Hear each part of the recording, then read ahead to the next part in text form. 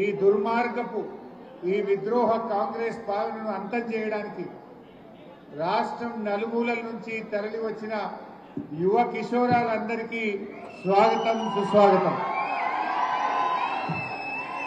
మన అధ్యక్షుడు గెల్లు శ్రీనివాస్ యాదవ్ గారు మనందరికీ ఇంత మంచి ఆతిథ్యం అందించినటువంటి స్థానిక ఎమ్మెల్యే మిత్రులు గౌరవనీయులు లక్ష్మారెడ్డి గారికి, గౌరవ కార్పొరేటర్లు, విద్యార్థి విభాగం మరి పేర్లు తీసుకోవట్లేదు, టైం లేదు కనుక, సీనియర్ నాయకులకు, మీడియా మిత్రులకు అందరికీ పేరు పేరున నమస్కారం.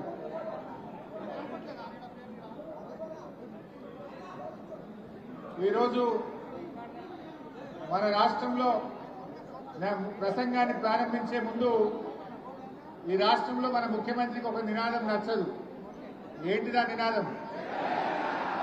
ఒక్కసారి ఆయనకు వినబడేటట్టుగా గట్టిగా జై తెలంగాణ, జై తెలంగాణ, జై తెలంగాణ, కేసీఆర్ గారి నాయకత్వం, కేసీఆర్ గారి నాయకత్వం.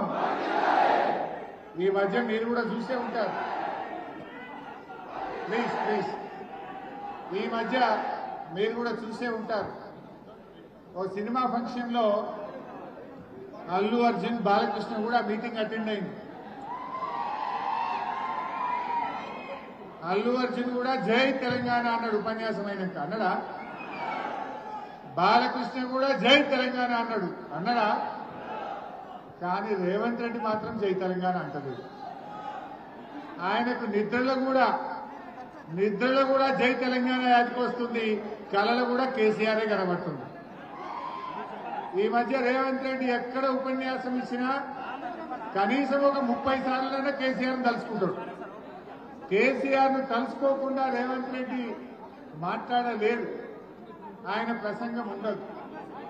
ఎందుకంటే రేవంత్ రెడ్డి మన ఆత్మగౌరవ నినాదమే జై తెలంగాణ. ఆ నినాదాన్ని కనుమరుగు చేయాలని కుట్రలు చేస్తా ఉన్నాడు. ఈ మధ్య రేవంత్ రెడ్డి జై తెలంగాణ కాదు, ఏమంటుండు? జై ఢిల్లీ, జై సోనియా గాంధీ, తప్ప జై మోడీ అంటాడు. బడే భై చోటే భై. అంతకు మించి జై తెలంగాణ మాత్రం అనడానికి ఆయనకు నోరు రాలేదు కూడా. ఎందుకంటే ఆనాడు తెలంగాణ ఉద్యమంలో మీ అందరికీ తెలుసు, ఇంట్లో కొంతమంది పాత ఉద్యమకారులు ఉన్నారు, కొత్త తరం విద్యార్థి నాయకులు ఉన్నారు. ఆనాడు ఉద్యమం జరిగే నాడు కేసీఆర్ గారి నాయకత్వంలో రాజీనామాలు చేయాలంటే బీఆర్ఎస్ పార్టీ ఎమ్మెల్యేలు, ఎంపీలు, మంత్రులు, ఎంపీలు అందరం రాజీనామా చేశాం. రాజీనామా చేయకుండా పారిపోయిన వాడు ఎవడన్నా ఉన్నాడంటే అది రేవంత్ రెడ్డి, కిషన్ రెడ్డి. కేంద్ర మంత్రి కిషన్ రెడ్డి రాజీనామా చేయలేదు, ఈనాటి ముఖ్యమంత్రి రేవంత్ రెడ్డి రాజీనామా చేయలేదు. జిరాక్స్ కాగితం ఇచ్చిండు రేవంత్ రెడ్డి. రాజీనామా చేయాలని ప్రజలందరూ తిరగబెడితే ఇచ్చినట్టే ఇచ్చిండు, కానీ జిరాక్స్ కాగితం ఇచ్చిండు స్పీకర్. ఒరిజినల్ ఇస్తే ఏడ యాక్సెప్ట్ చేస్తాడో, ఎక్కడ మళ్ళా ఎలక్షన్ పోవాలో అని జిరాక్స్ కాగితం ఇచ్చిన వ్యక్తి రేవంత్ రెడ్డి గారు. అంటే ఆనాడు ఉద్యమ కాలంలో ఉద్యమకారుల మీద తుపాకులు ఎక్కుపెట్టి రైఫిల్ రెడ్డిగా పేరొందినాడు. ఇవాళ రేవంత్ రెడ్డి ఎన్ని నాటకాలు ఆడినా చరిత్రలో మాత్రం ఆయన తెలంగాణ ద్రోహిగానే మిగిలిపోతాడు.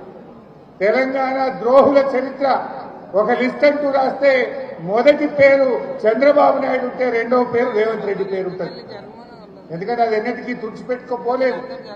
కానీ రేవంత్ రెడ్డి గారి మధ్యకాలంలో ఏం చేస్తుందంటే ఈ ఉద్యమాన్ని, మన ఉద్యమ చరిత్రను చిన్నగా చేయాలను, మన కేసీఆర్ ఆనవాళ్లు లేకుండా చేయడం అంటే తెలంగాణ పోరాటాన్ని తక్కువ చేయడం, ఉద్యమ జ్ఞాపకాలను తొలగించే ప్రయత్నానికి రేవంత్ రెడ్డి గారు ప్రయత్నం చేస్తా ఉన్నారు.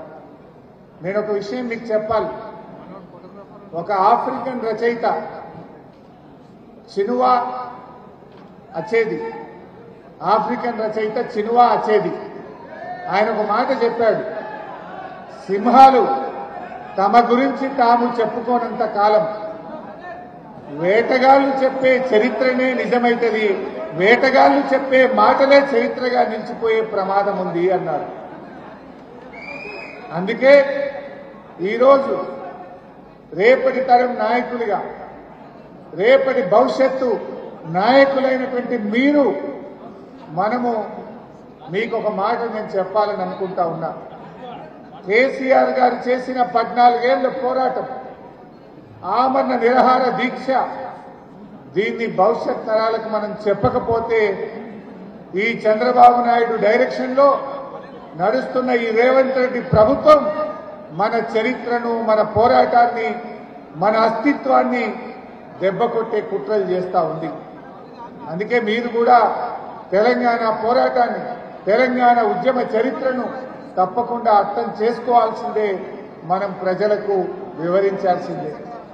అందుకే మీరు చూడండి, తెలంగాణ తల్లిని మారుస్తా అంటాడు రేవంత్ రెడ్డి, తెలంగాణ ఎంబులంలో కాకతీయ తోరణాన్ని తీసేస్తా అంటాడు, పాఠ్య పుస్తకాల్లో తెలంగాణ ఉద్యమ చరిత్రను తొలగించే ప్రయత్నం చేస్తుంటాడు, టీఎస్ ను టీజీగా మారుస్తుంటాడు.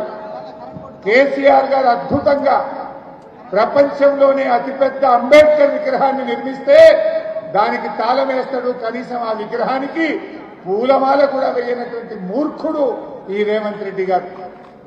కాళేశ్వరం మీద కుట్రలు చేస్తూ ఉంటాడు. ఇలా రేవంత్ రెడ్డి మన తెలంగాణ ఉద్యమ జ్ఞాపకాలను, మన అస్తిత్వాన్ని, మన పోరాటాన్ని ఇవాళ కనుమరుగు చేయడానికి కుట్రలు చేస్తూ ఉన్నాడు. అందువల్ల మనం రేపటి తరం నాయకులైన మీరు తప్పకుండా మన అస్తిత్వాన్ని మనం కాపాడుకోవాలి. భవిష్యత్ తరాలకు అందించాల్సినటువంటి గురుతరమైన బాధ్యత మనందరి మీద కూడా ఉంది.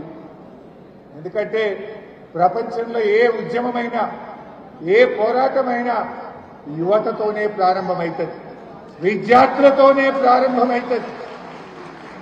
తెలంగాణ తొలి దశ ఉద్యమం కూడా 1969లో విద్యార్థి ఉద్యమాలతో ప్రారంభమైంది.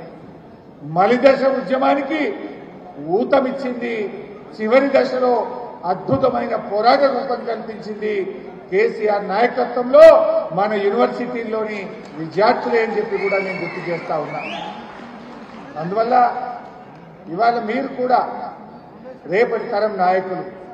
కేసీఆర్ గారు ఎంతో మందిని, ఆనాటి విద్యార్థి నాయకులను ఎమ్మెల్యేలుగా, ఎంపీలుగా, కార్పొరేషన్ చైర్మన్లుగా, కమిషన్ మెంబర్లుగా ఉన్నతమైన స్థానానికి ఆనాడు కేసీఆర్ గారు తెచ్చారు. వాళ్ళందరూ ఎవరో మీకు తెలుసు, ఇక్కడే ఉన్నారు నాయకత్వంలో. మీలో కూడా రేపు తప్పకుండా బీఆర్ఎస్ పార్టీ కేసీఆర్ గారి నాయకత్వంలో మీలో కూడా రేపు కాబోయే కార్పొరేషన్ చైర్మన్లు ఉన్నారు, ఎమ్మెల్యేలు ఉన్నారు, ఎంపీలు ఉన్నారు, మున్సిపల్ చైర్మన్లు ఉన్నారు. నాయకత్వం ఎక్కడి నుంచో పుట్టదు.